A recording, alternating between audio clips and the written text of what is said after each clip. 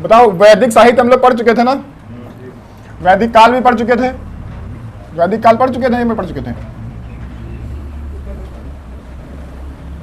पढ़े थे नहीं पढ़े थे वैदिक काल? बताओ। अरे बोलते नहीं तुम लोग, क्या बात है यार, बोला करो, आवाज आनी चाहिए इधर से, जिसको देखो। हाँ तुम पहले आवाज कर दो, तुम्हारी ज्यादा आवाज की जरूरत थी। देखो तुम लोगों का रिस्पॉन्स जब आता है तब पढ़ाने में और मजा आता है, अब जो तुम लोगों की तरफ से कोई रिस्पॉन्स नहीं आता है तो फिर पढ़ाने में भी ज्यादा मजा नहीं आता है। तो बताओ, वैदिक काल पढ़ लिया नहीं पढ़ लिया? अभी वैदिक काल नहीं पढ़ा है तुम लोगों ने, केवल वैदिक साहित्य पढ़ा है। अभी एक मार्कर था यहाँ पे, कहाँ गया वो? अरे नहीं, दूसरा था, एक और था। चलो कोई बात नहीं, वैदिक काल हम लोगों ने नहीं पढ़ा है, वैदिक काल स्टार्ट करेंगे, ठीक है ना? तो बताइए कि वैदिक काल से पहले हमने कौन सा काल पढ़ लिया है? अभी वैदिक सभ्यता पढ़ेंगे कि वैदिक सभ्यता में क्या है, उससे पहले हम लोगों ने पढ़ लिया है सिंधु सभ्यता। पढ़ा है नहीं पढ़ा है? सिंधु सभ्यता पढ़ लिया है। सिंधु सभ्यता कब से कब तक थी बताओ? बताओ, सिंधु सभ्यता कब से कब तक थी? किसी को नहीं पता। 2500 ईस्वी पूर्व से लेकर के 1750 ईस्वी पूर्व तक कौन सी सभ्यता थी? सिंधु सभ्यता थी। पढ़ा नहीं है? सिंधु सभ्यता, ठीक है ना? इस सभ्यता में क्या था? इस सभ्यता में मनुष्य जो अपना जीवन यापन करता था वो कैसे करता था? कृषि करता था। कैसे करता था? इसमें क्या करता था? कृषि करता था, है ना? और क्या करता था? कृषि के अलावा पशुपालन नहीं करता था। क्या करता था? व्यापार करता था। कृषि करता था और क्या करता था? व्यापार करता था, है ना?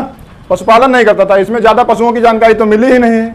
एक पशु मिला है जिसकी ज्यादा महत्ता है, एक सिंग वाला गेंडा, उसी को मोहरों पे उसकी फोटो मिली, बाकी तो कोई जानवरों की विशेष महत्ता थी नहीं। व्यापार की हमको मिली है, लोथल में मिली है, सुतका गेंडोर में मिली है, व्यापार के सारे साक्ष्य हमको मिले हैं। किसी को याद होगा तो हमने बताया था फारस की मुहर मिली है, तो व्यापार के साक्ष्य यही है ना। तो कृषि करता था और व्यापार करता था सिंधु घाटी सभ्यता में, है ना? तो सिंधु सभ्यता ये थी। उसके बाद में फिर आए आर्य, है ना, जिनसे वैदिक सभ्यता स्टार्ट हुई। आर्यों में एक विशेष बात ये थी कि वो आए थे, उनके पास एक भाषा थी, उनके पास एक कल्चर था जिसको सभ्यता कहते हैं, है ना? तो वो अपने कल्चर को बहुत विशेष मानते थे। उनके पास एक भाषा थी जिसको वो कहते थे देवों की भाषा, है ना? देवों की भाषा कौन सी है? संस्कृत। वो कहते थे ये देवों की भाषा है। ये बताओ क्या बना दिए हैं? बताओ बताओ। दिल बना दिए हैं। अभी बताओ क्या बना दिए हैं? अभी ये हिंदुस्तान बन गया है, ठीक है? ये बनाने का तरीका। तो आर्य कहाँ से आए थे? आर्य आए थे इधर मध्य एशिया से। आए थे नहीं आए थे? पढ़ा चुके हैं सारी चीजें। आर्य मध्य एशिया से आए थे। तो मध्य एशिया से आएंगे तो इधर सबसे पहले एंट्री भारत में कहाँ से करेंगे? पंजाब से एंट्री करेंगे। जो भी आता है इधर से वो कहाँ से एंट्री करता है? पंजाब से एंट्री करता है। उसके पास एंट्री करने के लिए केवल यही जगह होती है, यही है सबसे मेन, क्योंकि इधर से तो आ ही नहीं सकते। इधर तो हिमालय है, आ जाओ किसी की औकात हो तो आएगा कोई? इधर ही से आएंगे, यही मैदानी क्षेत्र है, आओ इधर से। तो सबसे पहले कहाँ से आएंगे? पंजाब से ही आएंगे। पंजाब रास्ता हो गया उनका एंट्री करने के लिए भारत में। जो भी अफगान आए, फारसी आए, तुर्की आए, जो भी आए सब इधर से ही आए कि नहीं आए? तो ये उनका रास्ता हो जाता था। तो जहाँ पे सबसे पहले आर्य आएंगे उस क्षेत्र में ही सबसे पहले निवास करेंगे। तो आर्यों का सबसे पहला निवास स्थान क्या हो जाएगा?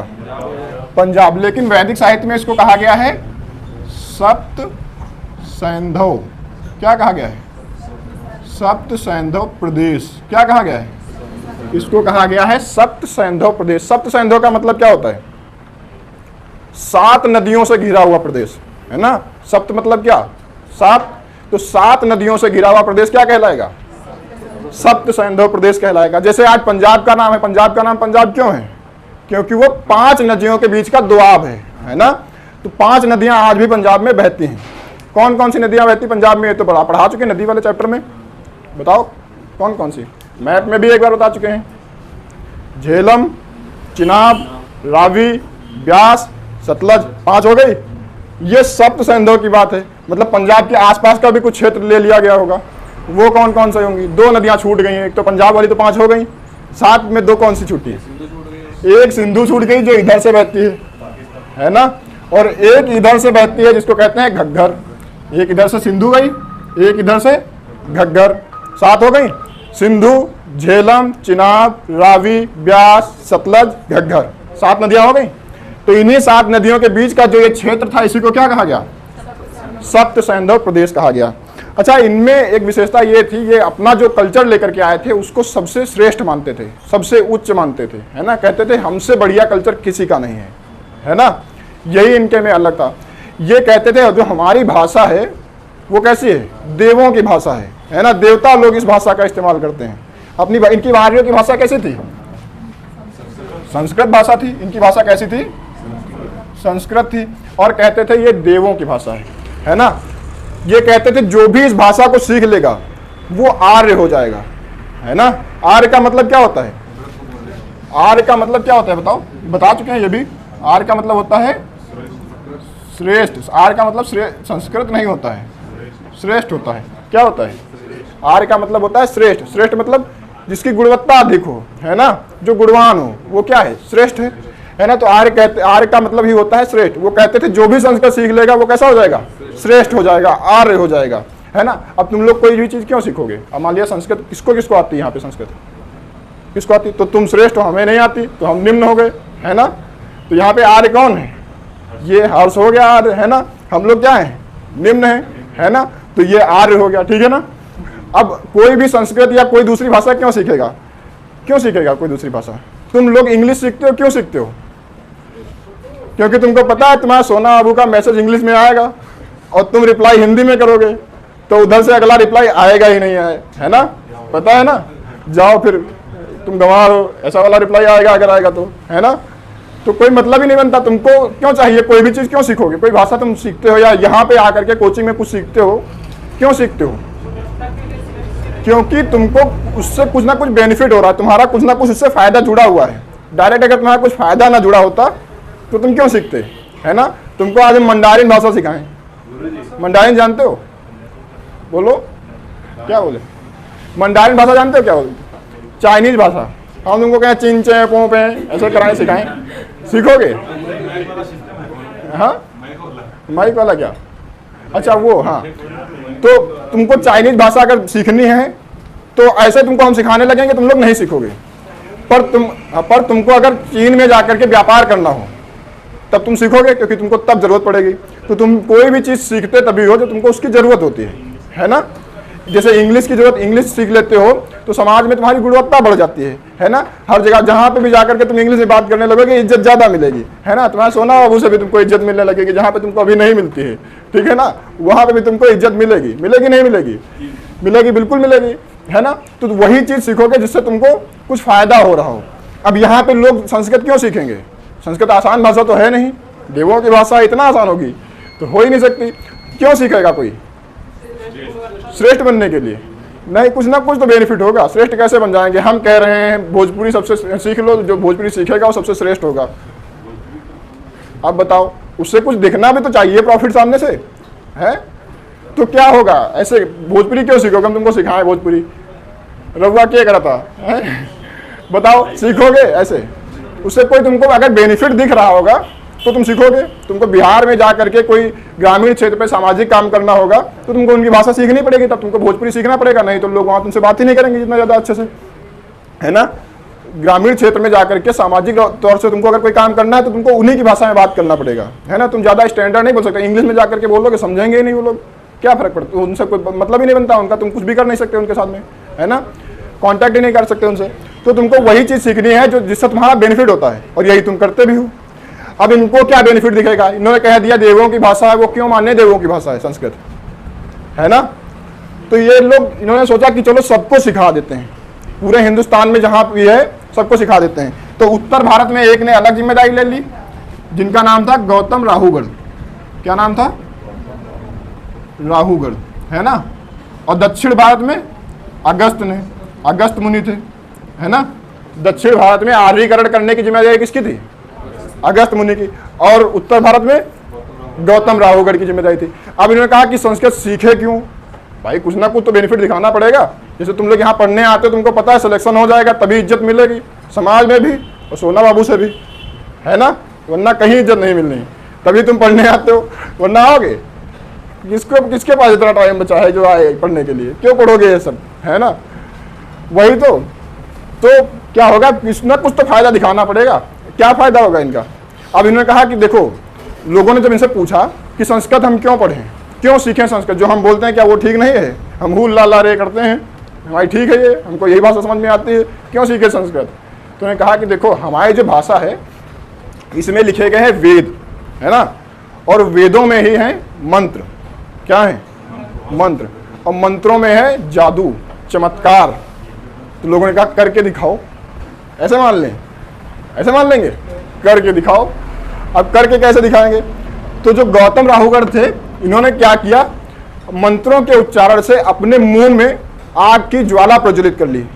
थोड़ा कठिन हिंदी तो नहीं हो गई? आग जला, लौ निकाल ली, है ना, आग मुंह में रख करके ऐसे दिखाते चले गए। जहां से भी जाते गए लोग पीछे लग लिए इनके कि यार कुछ ना कुछ तो जादू है ना, चमत्कार है इनके मंत्रों में। तो लोग एक्साइटेड हो गए सीखने के लिए कि कुछ ना कुछ तो है स्पेशल, तभी तो जल नहीं रहा है इसका मुंह, और लिए घूम रहे हैं पूरे जगह, इधर से उधर चक्कर काट रहे हैं, सबको दिखा रहे हैं। तो इन्होंने चलना स्टार्ट किया। अब इधर यहाँ सप्त सैंधव प्रदेश से स्टार्ट करेंगे और कहाँ जाएंगे? पूरे उत्तर भारत में ऐसे निकल कर चले जाएंगे। जाएंगे नहीं जाएंगे? लेकिन इनको यहाँ पता नहीं था कि यहाँ इधर बिहार है। बिहार इतना नॉर्मल थोड़ी ना होता है नॉर्मल। बिहार में आती है बाढ़, और हर साल आती है, आती नहीं आती, है ना। वो लोग बिल्कुल फैमिलियर हो चुके हैं। तुम लोग जैसे बाढ़ देखे नहीं हो तो तुमको बाढ़ आएगी, तुमको बहुत ज़्यादा समस्या हो जाएगी। वहाँ के लोग, उनको पता है कि बारिश में अभी बाढ़ आने वाली है, तो टायर में हवा भर के रखते हैं बच्चे कि आएगी तो इसी में नहाएंगे, है ना। तो वो तैयार रहते हैं, उनको पता है। तो वहाँ हर साल बाढ़ आती है, इनको पता नहीं था। ये भाई साहब चल दिए बिहार की तरफ, है ना। तो जैसे ही ये पटना की तरफ पहुँचे, वहाँ ये गंगा नदी पार करने लगे, और वो थी उफान पे, उसी में खड़बड़ा के गिर गए, है ना। ज्वाला वाला इनकी सब वहीं बुझ गई।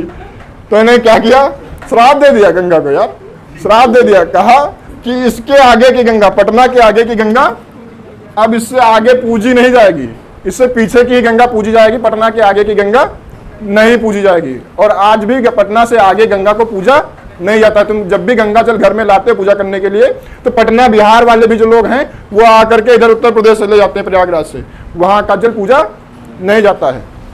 देखने में भी, वास्तविकता में भी आज ऐसी स्थिति है कि पटना के आगे गंगा बहुत गंदी है ना, बहुत ज़्यादा प्रदूषित है, ठीक है ना। वो लोग बहुत ज़्यादा गंदा कर रखे हैं उसको। अच्छा, गंगा में हमने बताया था, गंगा के पानी में बैक्टीरिया नहीं लगते, कोई गंदी नहीं होती, उसमें कीड़े नहीं पड़ते कोई। क्यों, ये बताया था हमने। हाँ, बैक्टीरिया फेज पाया जाता है, जो उनके बैक्टीरिया को, जो विदूषक बैक्टीरिया होते हैं उनको खा करके खत्म कर देता है और साफ कर देता है ना। तो वहाँ उसमें कोई भी गंदगी नहीं रहती। लेकिन पटना के आगे इतनी ज़्यादा गंदगी हो जाती, खाए कितना खाएगा, है खत्म ही, वहाँ पूरा गंदी रहती है। कानपुर में भी रहती है अपने, है ना, कानपुर में भी गंदी रहती है, लेकिन पटना स्पेशल है, वहाँ इतनी ज़्यादा गंदी कर देते हैं कि भूल ही जा कि ये गंगा है, गंदा नाला लगेगा तुमको, है ना। अच्छा, इन्होंने पटना को भी श्राप दे दिया, कहा ये अछूतों की भूमि है ना। पटना को अगर दिया जाए, उन्होंने, अगर तुमको पूछा जाए, ऐसा क्वेश्चन आ जाए कि पटना को अछूतों की भूमि किसने कहा, तो गौतम राहुगढ़। अच्छा, किस वेद में कहा गया है पटना को अछूतों की भूमि? तो इनको अथर्ववेद में कहा गया है। किस वेद में? अथर्ववेद में। अथर्ववेद में पटना को अछूतों की भूमि कहा गया है, और यह भी कहा गया है कि इससे आगे की गंगा पूजी नहीं जाएगी, ठीक है ना। तो ऐसे इन्होंने आर्यीकरण किया, ठीक है। अब ये तो जानकारी नहीं है, सूत्रों के हवाले इतनी जानकारी लग पाई थी कि वो ऐसा हुआ उनके साथ घटना, ठीक है। तो ये हुआ था, ऐसे आर्यीकरण हुआ था। तो कोई भी चीज़ तुम सीखते हो इसीलिए जिससे तुमको बेनिफिट होता है, जिससे तुमको बेनिफिट नहीं होगा तुम वो चीज़ नहीं सीखोगे, ये वास्तविकता है ना। तो ऐसे उन्होंने आर्यीकरण करना स्टार्ट किया। उन्होंने अपनी ही भाषा, संस्कृत भाषा में वेदों की रचना की, ठीक है ना। यही सारी चीज़ें होती। अच्छा, इस समय पे यहाँ पे युद्ध हो गए, यहाँ पे हुआ एक बहुत बड़ा युद्ध।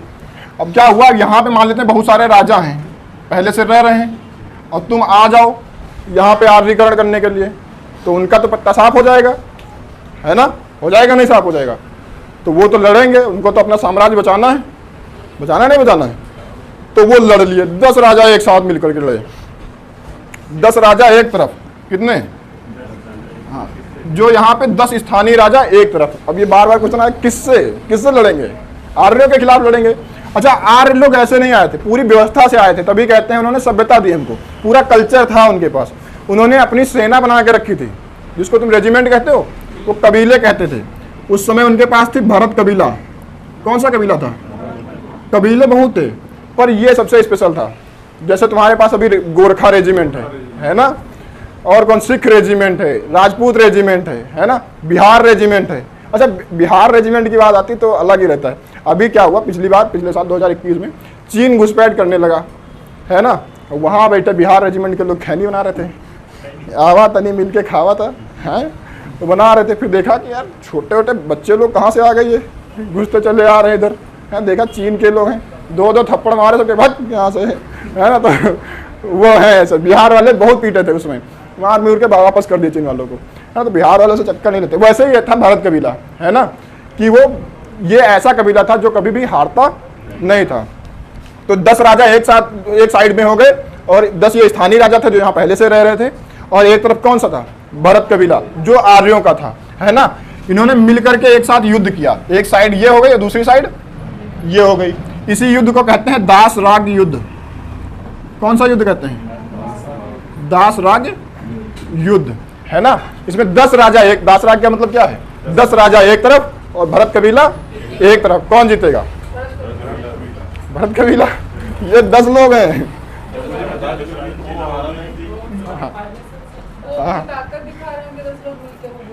देखो, कोई भी जीतता कैसे है? अब तुम लोग ज्यादा ओवर कॉन्फिडेंस में आ जाओगे, तुमको लगेगा हम ज्यादा हैं, है ना, तो तुम जीतोगे नहीं। उतना तुम्हारे पास चांसेस कम हो जाते हैं जब तुम ओवर कॉन्फिडेंस में आ जाते हो। और फिर इनके पास जीतने के लिए ज्यादा कुछ चाहिए भी नहीं था, क्योंकि इनके पास तो पहले से घर थे, और ये लोग मध्य एशिया से भगाए गए लोग थे, वहां से आए थे। इनके पास घर नहीं था। अगर जीतेंगे नहीं तो यहाँ से बेघर हो जाएंगे और आगे जाना पड़ेगा। तो ये अपना सब कुछ दांव पे लगा दिए थे, है ना, जीतना ही जीतना है। एलन मस्क हो गए थे ये, इनको सब कुछ लगा दिए थे अपना। अब अगर नहीं जीतेंगे तो बर्बाद ही हैं ये। तो इनको जीतना बहुत ज़्यादा इंपॉर्टेंट हो गया था। और जब तुम अपना सब कुछ दांव पे लगा देते हो तब तुम्हारे जीतने के चांसेस बहुत ज़्यादा हो जाते हैं, है ना। तो जीतेगा कौन? भरत कबीला जीत जाएगा, है ना।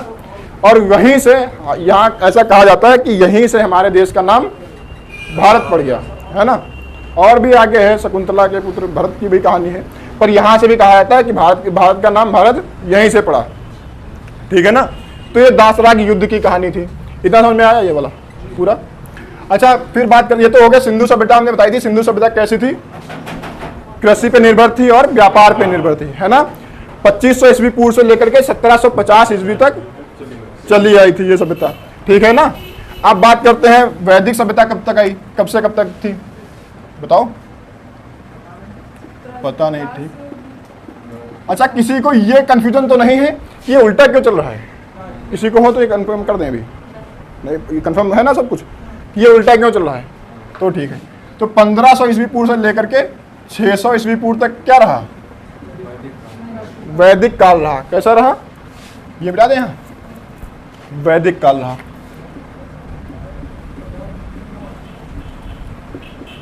अच्छा, तुमने देखा होगा बीच में जगह छोड़ दी हमने, 1750 से यहाँ 1500 से स्टार्टिंग की। ये बीच का कहाँ गया 250 साल? बीच का 250 साल गया कहाँ? हाँ, अच्छा, व्यवस्थित बन रहा था, ऐसा कुछ नहीं था। देखो, जब सिंधु सभ्यता खत्म हुई थी तो खत्म होने का कारण पता है किसी को? बहुत भीषण तबाही हुई थी, है ना, है ना। ये सब बता चुके हैं, पर फिर भी बहुत भीषण तबाही हुई थी। हाँ, मुझे हाँ, सपने में देखता अच्छा, वो जो तुम बता रहे मूवी है, तुमने देखा था मोहनजोदड़ो? उसमें दिखाया गया होगा कि वो जो गेंडा है वो दिखाया उसके सपनों में आता है ना। पर तुम्हारे यहाँ मूर्ति पे है। उसमें ये भी तुमने ध्यान से अगर शुरुआत से मूवी देखी होगी, उसमें बताया गया था कि ये पूज्य जानवर है, ये केवल उन्हीं को दिखता है जो जिनके पास दिव्य शक्तियाँ होती हैं। वो फ्रिक्शन है, मूवी बनाई गई है ना, कल्पना करके। वास्तव में जानकारी कुछ लिखित है नहीं हमको, केवल हमको मुद्राएं मिली हैं जिसपे उसका फोटो अंकित किया गया है ना, उसकी फोटो छपी हुई है। तो हम कुछ भी अपना लगा लेंगे जुगाड़, उसी के हिसाब से मूवी बना दी हमने, है ना। जैसे हम तुमको बताने के लिए कुछ ना कुछ कहानी बना देते हैं है ना।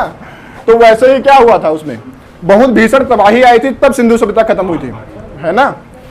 तो अब जब कभी भी कोई भीषण तबाही होती है, कोई आपदा आती है, तो उसके बाद में संवरने में थोड़ा टाइम लगता है, है ना। और जब जब हम सुधार कर रहे होते हैं उस बीच में कुछ भी नया निर्माण नहीं होता है, कुछ भी बड़ा नहीं हुआ होता है ना। जैसे अभी तुम कोरोना देख लो, 2021 में जब कोरोना आया तो मार्च अप्रैल के आसपास में बहुत भीषण था, मई तक, मार्च अप्रैल मई, तो इन तीनों महीनों में बिल्कुल बंद था पूरा देश।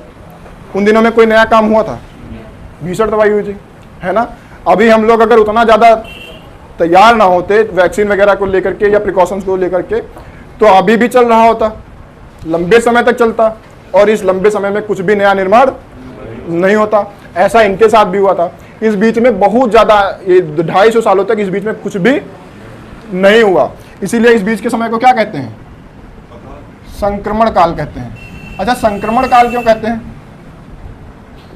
क्योंकि इस समय में तुमको सिंधु घाटी सभ्यता के लोग भी दिख जाएंगे और वैदिक सभ्यता के भी लोग तुमको देखने को मिल जाएंगे, है ना। तो इसीलिए क्या कहते हैं, संक्रमण क्या होता है? जहाँ पे मिक्स हो।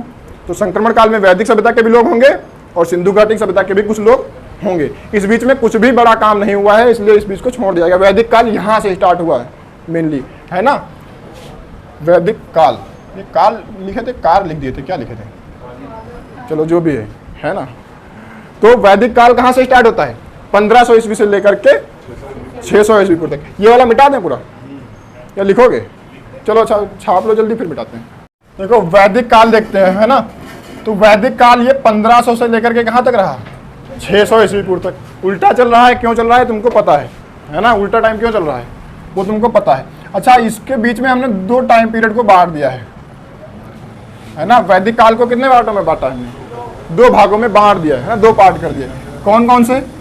एक तो ऋग वैदिक काल, है ना, और दूसरा कौन सा होगा?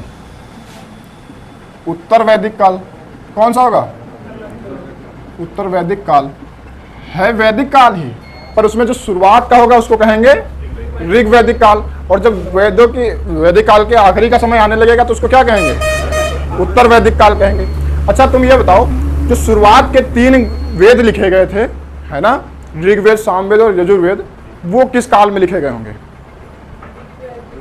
ऋग वैदिक काल में लिखे गए होंगे। अथर्ववेद किस में लिखा गया होगा? उत्तर वैदिक काल में लिखा गया होगा, है ना। सबसे ज्यादा विकसित कौन सा होगा? कौन सा काल होगा जिस काल में ज्यादा विकास हो चुका होगा? सोचो। क्यों?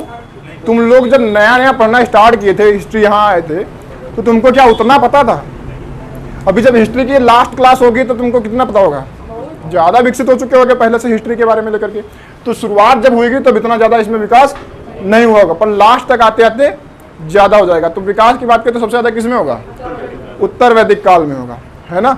ये सारी चीज़ें हैं, थोड़ा लॉजिक लगाया करो, इसमें लॉजिक लगता है ना। तो सारी चीज़ें देखो, सारी चीज़ें यहाँ से हम भी तुमको बता के नहीं भेज सकते, है ना। एग्जाम में देने जाओगे तो कोई मेरी गारंटी नहीं है कि जो हम पढ़ाए हैं सारा उसी में से आएगा, पर ये हम जरूर कहते हैं जो हम पढ़ा रहे हैं इसी से रिलेटेड आएगा, है ना। थोड़ा कॉमन सेंस तुमको इधर उधर का लगाना पड़ेगा, है ना। सारी चीज़ें जरूरी नहीं है कि हम जो बता रहे हैं सारी चीज़ें हमको तुरंत पे तुरंत याद ही आ जाए कि हाँ ये भी बताना है वो भी बताना है ना। तो तुमको थोड़ा अपना लॉजिक भी लगाना होगा कि ये, जैसे अगर यही वाला क्वेश्चन था तो ऐसे भी तो तुम थोड़ा दिमाग लगा सकते थे ना कि शुरुआत में थोड़ी ना उतना ज़्यादा विकास होगा, कोई भी नया नया होना स्टार्ट होगा तो थोड़ी ना। अगर तुमसे ऐसे पूछ दिया जाए कि संस्कृत के ज्ञाता ज़्यादातर किस समय में थे? उत्तर वैदिक काल में तक ज़्यादा हो जाएंगे, है ना। अब तुमसे पूछ दिया सिंधु घाटी सभ्यता में ज़्यादा लोग थे संस्कृत के ज्ञाता, चांस ही नहीं है ना। तो तुमको ये थोड़ा अपना लॉजिक लगाना पड़ेगा। अब ये तो हमने बताया नहीं, तुमको बाद में कहोगे सर ये तो बताया नहीं था कि सिंधु घाटी सभ्यता के लोग संस्कृत नहीं जानते थे, है ना। पर ये तुमको अपना दिमाग लगाना पड़ेगा, इतना तो लॉजिक रखना पड़ेगा तुमको अपने पास, है ना। अब इनके टाइम पीरियड की बात करें तो वैदिक काल कब से कब तक रहा हुआ? सन्नाटा। हाँ कुछ भी तुक्का लगाओ, हो सकता है कभी सही निकले। 1500 से 1000 मान ले, 1000 ईस्वी पूर्व तक। अब तुम लोग ऐसे तुक्का लगाओ तो सही निकलेगा, कभी तो कभी सही निकलेगा, है ना। अब ये कब से कब तक रहेगा? 1000 से 600 ईस्वी पूर्व तक। रिस्पॉन्स अच्छा आता रहेगा उधर से तो थोड़ा पढ़ाने में मन लगता है ना। तो ये था उनका कि वैदिक काल कब से कब तक रहेगा? 1500 से लेकर के 1000 ईस्वी पूर्व तक, और उत्तर वैदिक काल 1000 से लेकर के 600 ईस्वी पूर्व तक रहेगा। अच्छा इस समय देखो वेदों में ही कहा गया था, वर्ण व्यवस्था के बारे में बताया गया था। वर्ण व्यवस्था समझते हो? जाति की सिस्टम, जो भी जाति का सिस्टम आज चल रहा है ये सब बताया गया था, है ना। तो इसमें भी जाति का सिस्टम था, जाति का सिस्टम था कि नहीं था? जाति का वर्णन किया गया था नहीं किया गया था? समाज 4 प्रकार से बटा हुआ था, 4 भागों में, है ना, ब्राह्मण, क्षत्रिय, वैश्य, शूद्र, 4 भागों में बटा था समाज। ये सारी व्यवस्था कहाँ से? वैदिक काल से ही स्टार्ट हो गई थी, है ना। पर इसमें जो जाति की व्यवस्था दी गई थी वो किस आधार पे थी? इसमें जाति की व्यवस्था कर्म के आधार पे थी, है ना। तो ऋग वैदिक काल में जाति समाज जो बटा हुआ था वो किस आधार पे बटा हुआ था? कर्म के आधार पे बटा हुआ था। लेकिन जब उत्तर वैदिक काल में आ जाओगे तो यहां पर आते आते क्या हो जाएगा? जातियां किस पे डिपेंड हो जाएंगी? हाँ, जन्म के आधार से हो जाएंगी। किसके आधार पे? जन्म के आधार पर, है ना। हाँ, देखो कैसे होता है तुमको। चलो इसके बारे में ही बात कर लेते हैं, वर्ण व्यवस्था के बारे में कर ले। देखो ये केवल समाज में व्यवस्था बना दी गई थी कि इस हिसाब से लोग काम करेंगे। जैसे अभी नौकरी में बहुत सारे लोग, जैसे सरकारी नौकरी में जाओगे तो उसमें भी ऐसे व्यवस्था वर्ण व्यवस्था के हिसाब से ही है। बड़े पोस्ट वाले होंगे, उनसे छोटे पोस्ट वाले होंगे, उनसे छोटे पोस्ट वाले होंगे, उनसे छोटे पोस्ट वाले होंगे, है ना। सबकी सैलरी अलग अलग होगी नहीं होगी? सबकी रिस्पेक्ट अलग अलग होगी, सबकी सुविधाएं अलग अलग होंगी। वैसे उन्होंने समाज को भी बांट रखा था। तो समाज को जो बांट रखा था, तो समाज देखो कैसे बटा हुआ था। समाज के 4 स्तर बना के रखे थे। समाज को बांटने के लिए क्या बना रखा था? 4 स्तर में बांट रखा था, ऐसे, ठीक है ना। समाज को 4 स्तर में ऐसे करके उन्होंने बांट रखा था, ठीक है। ऐसे समाज का उन्होंने वर्गीकरण कर रखा था, ठीक है। इन्होंने कहा था सबसे ऊपर कौन रहेगा? ईश्वर, ब्राह्मण नहीं। सबसे ऊपर कौन रहेगा? गॉड, भगवान, अल्लाह, प्रभु, मालिक। सबसे ऊपर कौन? भगवान, है ना। सबसे ऊपर कौन? भगवान, है ना। सबसे ऊपर भगवान हो गया। फिर उन्होंने कहा कि दूसरे नंबर पे सबसे ऊपर कौन रहेगा? समाज में जो आमतौर से देखने को मिलता है उसमें सबसे ऊपर कौन रहेगा? उन्होंने कहा कि इसमें रहेंगे ब्राह्मण, है ना। और हम ये इसके आधार पे बता रहे हैं, ऋग वैदिक काल के आधार पे। तो उन्होंने कहा कि सबसे ऊपर कौन रहेगा? ब्राह्मण। अच्छा, ब्राह्मणों को सबसे ऊपर क्यों रखा गया? देखो, ब्राह्मणों का काम होता है, कर्म के आधार पे था ये पूरा, है ना। तो काम के आधार पे ही ये बांटा गया था। अब काम क्या था ब्राह्मणों का? ब्राह्मणों का काम था, जैसे हमने बताया ना, आर्यीकरण, गौतम, राहुगण, अगस्त मुनि सब क्या थे? ब्राह्मण। इनका काम था सबको आर्यीकरण करना, है ना, सबको सिखाना, पढ़ाना। ये सब किसका काम था? ब्राह्मणों का काम था। और सिखा और पढ़ा कौन सकता है? जिसके पास ज्ञान होगा, है ना। जिसके पास ज्ञान होगा वही सिखा पढ़ा सकता है। जैसे आज हम तुमको पढ़ा रहे हैं तो कर्म के हिसाब से हम क्या हो गए? ब्राह्मण हो गए, है ना। तो कर्म के आधार पर जो शिक्षा का काम करता है वो क्या था? ब्राह्मण हो गया। फिर दूसरे नंबर पे क्षत्रिय हो गया। अच्छा, इसको ये भी कर्म के आधार पे ही बनेगा? ऐसा थोड़ी ना ये घर से बन के आ गया कि हम क्षत्रिय हैं, ऐसा तो होगा नहीं। ये भी कर्म के आधार पे होगा। इसका काम क्या था? इसका काम था रक्षा करना, है ना। क्षत्रिय का शाब्दिक अर्थ, क्षत्रिय संस्कृत का शब्द है, इसका शाब्दिक अर्थ ही हिंदी में होता है रक्षक, है ना, जो दूसरों की रक्षा करे। तो आज के समय से अगर देखा जाए तो रक्षक कौन है? क्षत्रिय कौन है? सेना है, पुलिस है, डॉक्टर है। डॉक्टर भी तो रक्षा करता है, तो डॉक्टर भी क्या है? क्षत्रिय है ना। हो जाएगा नहीं हो जाएगा? अब अगले नंबर पे क्या आएगा? वैश्य आ जाएगा। कौन आएगा? इसका काम क्या था? हाँ, जो पैसों की सारी व्यवस्था होगी, है ना, जो पैसा समाज में पूरा पैसा होल्ड करेगा, जिसके पास पूरी पूंजी की व्यवस्था होगी, है ना, वो क्या कहलाएगा? वैसे। क्योंकि किसी भी समाज के लिए पैसा बहुत इंपॉर्टेंट रहता है। हमने शुरुआत से बताया था, जब हमने तुमको पढ़ाए थे 4 चीजें, धर्म, अर्थ, काम, मोक्ष के बारे में बताया था, तो हमने वहां भी तुमको बताया था कि दूसरा सबसे ज्यादा इंपॉर्टेंट चीज क्या है? पैसा। पैसा होना, ये तब से चलाया था कि ऋग वैदिक काल में भी तुमको पैसा चाहिए ही होता था। बिना पैसे के कभी कुछ नहीं हुआ है ना। तो पैसे के बिना तुम्हारा आज भी कुछ नहीं होना है, तो ये जरूरी था। तो उन्होंने कहा कि जो ये रखेगा, पैसे की व्यवस्था जो देखेगा, वो क्या कहलाएगा? वैश्य कहलाएगा। फिर चौथे नंबर पे कौन आ गए? शूद्र आ गए, है ना। चौथे नंबर पे ऋग्वेद में क्या कहा गया? शूद्र कहा गया, है ना। अच्छा, इनका भी कर्म के हिसाब से था। शूद्र का अर्थ देखो, तुम लोग आज गलत निकालते हो किसी भी चीज को लेकर के। तुम अगर गलत अर्थ निकालने लगोगे, जैसे तुम लोगों को हम खच्चर कह देते ना कभी कभी, है ना। खच्चर का तुम अगर गलत अर्थ निकालोगे तो खच्चर एक प्रकार के गधे का नाम होता है नहीं होता है। तो तुम लोग उस हिसाब से अपने आप को अगर समझो तो तुम गधा समझ सकते हो? नहीं समझ सकते। पर वास्तव में खच्चर का काम होता है कि वो सबसे इस धरती पे पाए जाने वाले जानवरों में सबसे ज्यादा मेहनती जानवर है वो, है ना। उसी गधे में कैटेगरी होती है, गधे में एक जो खच्चर वाला होता है वो ज्यादा मेहनती होता है ना।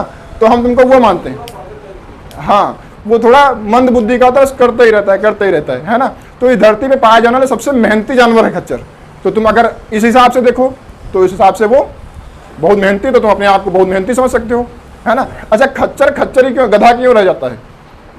घोड़ा उतना मेहनती नहीं होता, फिर भी वो शान से रहता है, घोड़ा है। फिर गधे खच्चर हो जाते हैं, मेहनत गधा ज्यादा करता है, हाँ, मार्गदर्शन उसका सही नहीं होता है ना।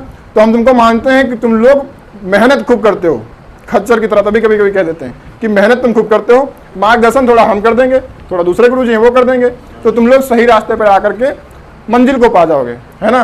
पर तुमको मेहनत खच्चर की तरह करनी पड़ेगी, है ना। इसीलिए तुमको हम खच्चर कह देते हैं कभी कभी।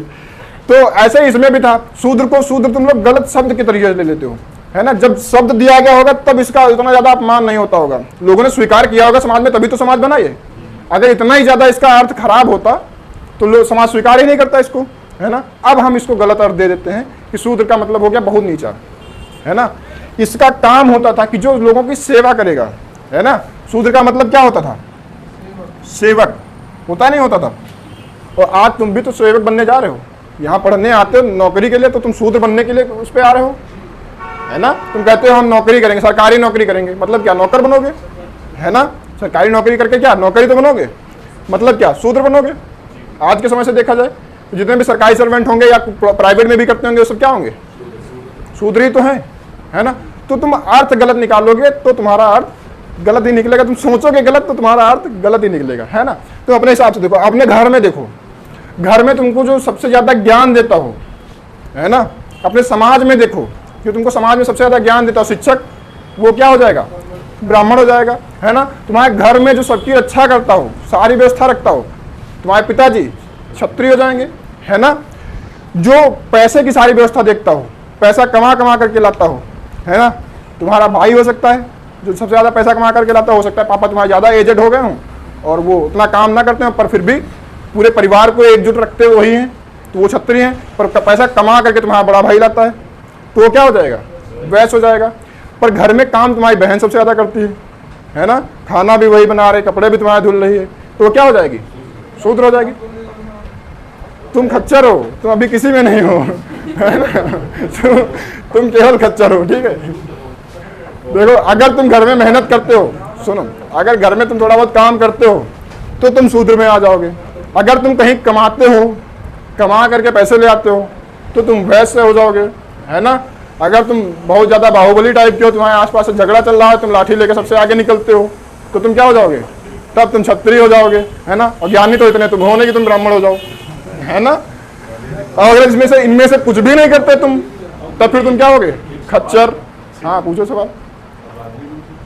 राधे राधे अलग कैटेगरी, इनमें कैटेगरी नहीं आती राधे की, इनसे अलग है, ठीक है ना। तो समझ में आया? अच्छा, इन्होंने ऐसा ये ट्राइंगल क्यों बनाया? वर्ड व्यवस्था को ऐसे समझाने के लिए ट्राइंगल क्यों बनाया?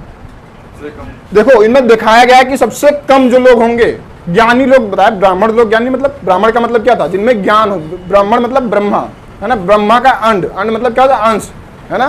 तो ब्रह्मा का जो अंश होंगे, ब्रह्मा कहते हैं सबसे ज्यादा ज्ञानी आदमी है ना इस सृष्टि में, जिन्होंने पूरी सृष्टि बना दी, उससे ज्यादा ज्ञानी क्या ही होगा, है ना। तो कहते हैं उसका जो अंश होगा वो भी ज्ञानी होगा, इसीलिए उसको क्या कहते हैं? ब्राह्मण कहते हैं। तो उन्होंने कहा कि जितने भी ज्ञानी लोग होंगे हर समाज में, आज भी तुम देखोगे बहुत कम ही पाए जाएंगे, है ना। ज्ञानी तुमको जगह जगह नहीं मिलेंगे, बहुत कम ही पाए जाएंगे। उसके बाद में उससे थोड़ा ज्यादा होंगे जो क्षत्रिय होंगे, है ना, जो तुम्हारी रक्षा करेंगे, शरीर से सुडौल होंगे, मजबूत होंगे, हिम्मती होंगे, साहसी होंगे, वो बहुत उससे भी थोड़ा, उस ज्ञानियों से थोड़ा ज्यादा होंगे, पर बाकियों से कम ही होंगे, है ना। कमाने के पीछे बहुत लोग पड़े हैं, है ना। हर दूसरा आदमी चाहता है कि हम पैसा कमा लें, तो ये उससे ज्यादा मिलेंगे, वैश्य समाज में उससे ज्यादा मिलेंगे, पर नकारा लोग उससे भी ज्यादा मिलेंगे, जो दूसरों की सेवा करने में लग जाते हैं, है ना। चापलूसी करते, विधायक जी आ गए साथ में चल रहे हैं, विधायक जी हटो, सब विधायक जी को निकलने दो, रास्ता दो, है ना। वो सब क्या होंगे? चापलूस लोग बहुत ज्यादा मिलेंगे। तो तुम आज के समय में इस हिसाब से रखो, तुम अपनी कैटेगरी को इसके हिसाब से चलो ना, ऋग वैदिक के हिसाब से। तुम क्यों उत्तर वैदिक के आधार पर मान लेते कि हम इस कुल में जन्मे हैं तो हम इस वंश के हैं? मानो ही मत अपने आप को। तुम अगर पढ़ाना स्टार्ट कर दियो तो हम अपने आप को ब्राह्मण मानते हैं, पढ़ा लिए, हम ब्राह्मण बन गए, है ना, पढ़ाना स्टार्ट किया। अभी फिलहाल इतना नहीं हमको आता है, पर जितना आता है उसके हिसाब से मान लेते छोटे मोटे ब्राह्मण हैं, है ना। पर इसका मतलब ये नहीं कि तुम लोग शादी हो तो सर जी बुला लेना, सर जी मंत्र पढ़वा के, है ना, तो वो अपन देख लेना, है ना। और तुम लोग अगर आर्मी में चले जाओगे तो तुम क्या हो जाओगे, सब क्षत्रिय हो जाओगे नहीं हो जाओगे, सब क्षत्रिय। अगर तुम लोग बढ़िया बिजनेसमैन बन गए तो वैसे, और बाकी तो तुम नौकरी करोगे तो फिर प्राइवेट वाले रह गए तो फिर क्या होगे, शूद्र, है ना। तो समाज को तुम इस हिसाब से देखो, गलत नजरिए से तुम देखोगे, तुम एनालिसिस तुम्हारा गलत होता है, देखने का नजरिया तुम्हारा गलत होता है, इसलिए तुम परिणाम भी तुम्हारे गलत निकलते हैं, ठीक है ना। ये चीजें समझ में आई। जन्म के आधार पे कहां पे हो गया जाति की व्यवस्था, उत्तर वैदिक काल में। उससे पहले ऋग वैदिक काल में वर्ण व्यवस्था कैसी थी, कर्म के आधार पे थी, है ना। टाइम पीरियड याद रहेगा, टाइम पीरियड उतना इंपॉर्टेंट नहीं है, पर बाकी की चीजें इंपॉर्टेंट है, पर अगर याद रह सके तो ये वाला भी याद कर लेना, ठीक है ना, छाप लो। तो देखो वर्ण व्यवस्था हो गई थी, हमने देख लिया था समाज कैसा था, देख लिया ना। अब समाज इतना ज्यादा होगा तो समाज में प्रपंच भी तो होगा, है ना। तो प्रपंच को हम लोग सही भाषा में क्या कह सकते हैं, है ना। आज के समय में सबसे ज्यादा प्रपंच कौन करता है, महिलाएं, है ना। हाँ, तो सबसे ज्यादा प्रपंच कौन करेगा, महिलाएं करेंगी। अच्छा, पंचायत उस समय 3 भागों में डिवाइड थी, है ना। एक का नाम था सभा, दूसरे का नाम सभासद, समिति, और तीसरा क्या था, विदत, है ना।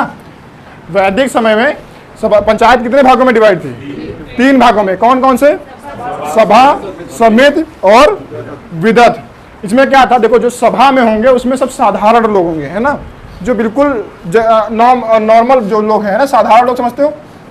इसमें क्या होंगे, इसमें साधारण लोग भाग लेते थे, है ना, सीधे साधे नहीं, जिनकी समाज में ज्यादा वैल्यू नहीं है, जैसे हम लोग, है ना, वो लोग क्या होंगे, वो सभा में भाग लेंगे पंचायत करने के लिए, है ना, प्रपंच करने के लिए। कौन आएगा सभा में, वही लोग आएंगे जो साधारण होंगे, है ना। समिति में कौन लोग आएंगे, इसमें आएंगे संभ्रांत लोग। संभ्रांत समझते हो, हाँ, जो सम्माननीय होंगे, जिनका स्तर कुछ अच्छा होगा, है ना, किसी प्रकार से हो सकता है, और जो समाज में सम्मानित लोग हैं वो क्या किसमें आएंगे, समिति। जब समिति का गठन होगा, किसी चीज पे बात होनी होगी, तो वो लोग क्या करें, उस समिति, उस जो उनका संगठन होगा उसको क्या कहेंगे, समिति। आज भी समाज में देखते हो कि बहुत सारी समितियां बन गई हैं अलग अलग, है ना, वो अलग अलग प्रकार से। वैसे ही क्या हो गया, वो संभ्रांत लोगों का जो गुट होगा वो क्या कहलाएगा, समिति कहलाएगा, है ना। वो लोग किसी मैटर पे बात कर सकते हैं कुछ अलग। जो साधारण लोग बैठ के एक मैटर किसी मैटर पे बात करेंगे वो क्या कहलाएगा, सभा कहलाएगा। विदत क्या कहलाएगा, हाँ नहीं, विद्वान इसमें आ गए सब, संभ्रांत लोग वही तो होंगे जो विद्वान होंगे, है ना। इसमें सब कॉमन होंगे। कॉमन मतलब क्या, इसमें महिलाएं भी होंगी, पुरुष भी होंगे, बच्चे भी होंगे, सब होंगे इसमें, है ना। वो सब क्या होंगे, विदत होंगे। बाकियों में महिलाओं को जगह नहीं दी गई, इसमें महिलाओं को भी जगह दी गई, इसमें महिलाएं भी पार्टिसिपेट कर सकती हैं। किसमें, विदत में, है ना। अब सोचो सबसे ज्यादा प्रपंच किसमें होगा, सबसे ज्यादा प्रचलित कौन होगा, क्योंकि महिलाएं हैं इसमें, है ना। आज भी समाज में सबसे ज्यादा प्रपंच कौन करता है, महिलाएं करती हैं। तो सबसे ज्यादा प्रचलित क्या था, विदत था, है ना। तो वैदिक समय में, वैदिक काल में सबसे पंचायत का सबसे कौन सा फॉर्म सबसे ज्यादा प्रचलित था, विदत था, है ना।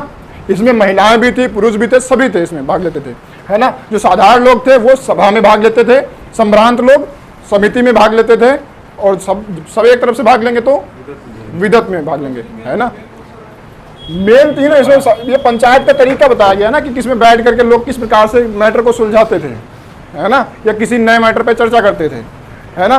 तो वो एक तरीका हो गया। समझ लो जैसे तुम्हारी संसद है, नया कानून बनता है, सभी लोग एक साथ बैठ के चर्चा करते हैं, है ना। तो वैसे ही सिस्टम था ये संसद का, समझ सकते हो, है ना। आपस में लोग बैठ के समाज के नियम को बनाते होंगे, किसी चीज़ पे बात करते होंगे, कोई नया टॉपिक निकालते होंगे, है ना। महिलाएं अपना प्रपंच करने के लिए कि हमारी देवरानी आज खाना नहीं बनाई है, जेठानी आज नखरा किए पड़ी हैं, है ना। तो यही सारे प्रपंच के मैटर किस में होंगे, विदत में होंगे, है ना। तो ये भी छाप लो। देखो लाइट भी गड़बड़ कर रही, बंद कर दो।